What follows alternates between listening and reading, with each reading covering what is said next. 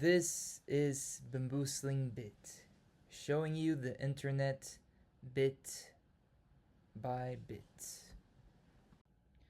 The bit of the web we're exploring today is the scrapy spider from the Python scrapy library. So you might be wondering, what is a scrapy spider?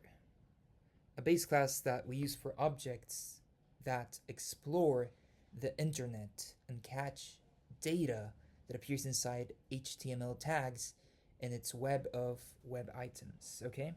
So as you can see, it can acquire text from a paragraph tag or text from a div. It depends, or a header tag. Okay, so the spider class is just a base class that any spider must subclass, okay? So it's like a mold, okay? It's sort of like buying a pie crust from the supermarket just to make your pie, or it can be buying a kit to make your own set of cupcakes, okay? And by the way, it provides a start method that sends HTTP requests based on start URLs, okay? Which is a list of URLs you can start with, but it is for the old version. And in the new version, you define your own start function that will help you yield requests, which are HTTP requests to get websites, okay? So basically, it is sort of like ordering at a restaurant, okay? So request is like ordering at a restaurant. You ask for food, and usually the API, which acts like a waiter, sends you back that website. And by analogy, it would be the food. The website would be the food, okay?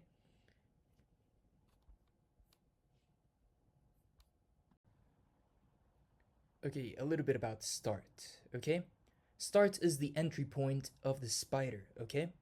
It's usually where you start scheduling requests, and they are HTTP requests, okay? That is good. So if a function is a generator function, it means that it has a yield.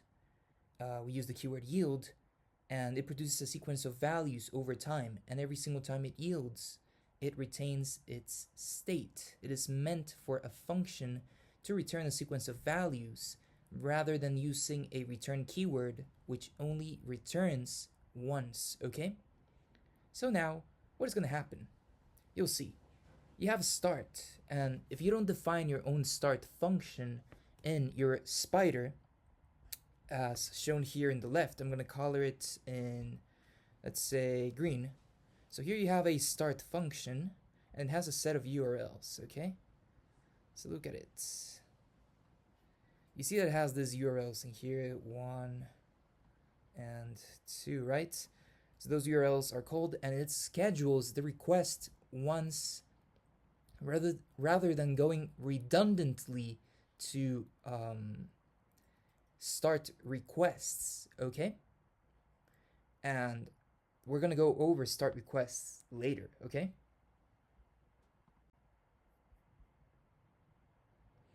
So now start requests. Usually this is the fallback when you don't define your start function as shown in the previous slide, okay? So the call to start request is done by start, as it is compatible with old spiders in older scrapy documentation, okay?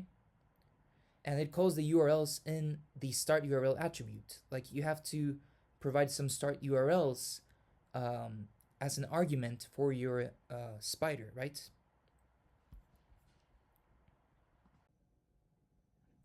So now some arguments that you can use. Name a string which defines the name of the spider. It's the name of the website it scrapes. Allowed domains. An optional list of strings contain domains the spider is allowed to crawl, to visit. Then you have start URLs, which is usually, this list of URLs that you can call in your own definition of the start function, as shown here. You can see that the start function is the entry point to the spider, and we can fetch the web crawlers from that.